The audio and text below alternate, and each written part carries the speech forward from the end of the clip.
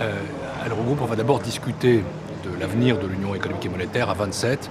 Je trouve que c'est une excellente chose parce que l'euro concerne tout le monde.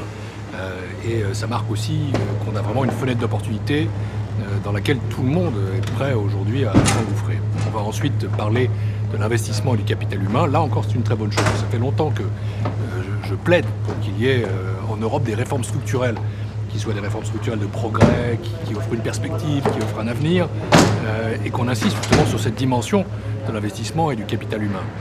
Je me réjouis qu'on soit conscient que dans une période de croissance, les réformes doivent être un peu différentes que dans une période qui est une période de crise. Enfin, on va évoquer la Grèce.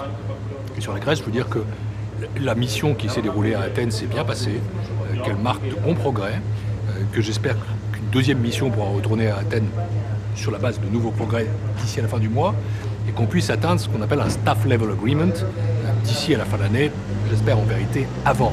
Et donc tout le monde est bien dans l'idée que le programme grec doit être, comme convenu, conclu d'ici à cet été. La Commission va y consacrer ses meilleurs efforts.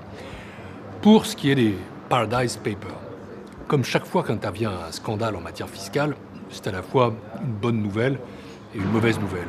Je commence par la mauvaise, bien sûr. Ces scandales choquent l'opinion.